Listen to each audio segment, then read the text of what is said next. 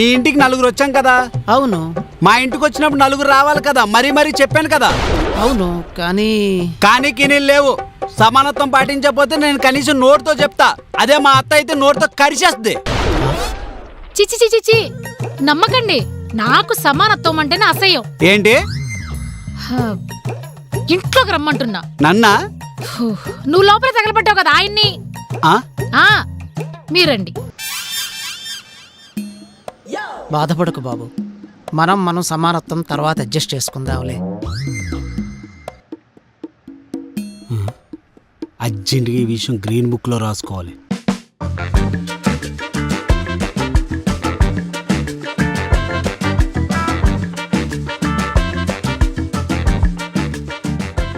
రండనే గారు ఇల్లు చూపిస్తాను.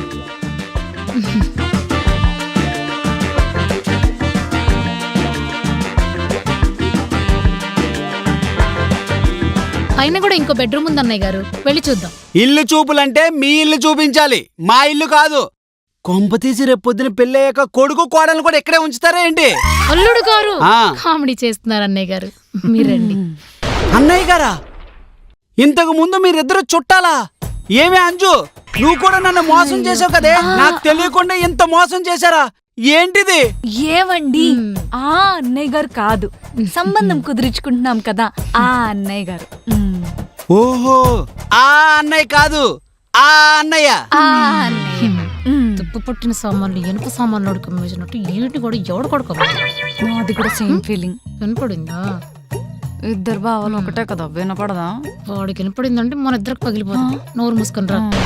అన్నయ్య గారు, అన్నయ్య గారు, వదిన గారు రాలేదా? రాలేదమ్మా. తను కూడా వస్తే బాగుండేది. కూల్ డ్రింక్ తీసుకోండి.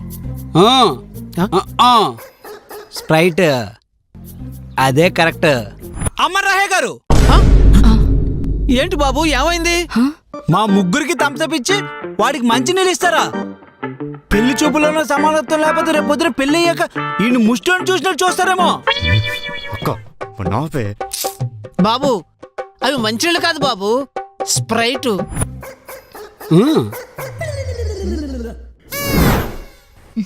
అమ్మా, తమ్ముడిది ఇంకా అమ్మాయిది జంట బాగుంటుంది కదా. జంట అంటే ఇద్దరు బాగుండాలి కదా.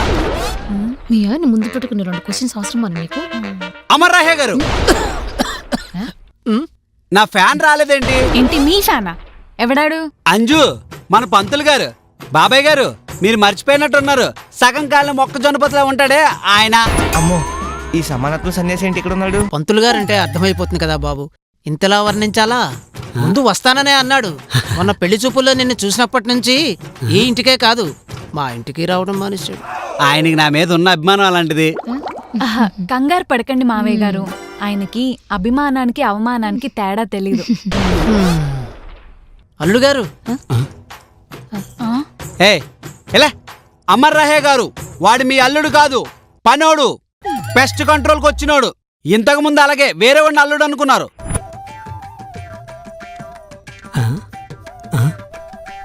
ఏమండి, పెళ్ళికొడుకు ఆ అబ్బాయి కాదు, ఈ అబ్బాయి. ఎవరిని పడితే అల్లుడు అనుకోవడమే. అల్లుడికి పనోడికి తేడా తెలియదు. కూర్చోండి. మీకేం బొట్టు పెట్టి చెప్పాలా? కూర్చోండి.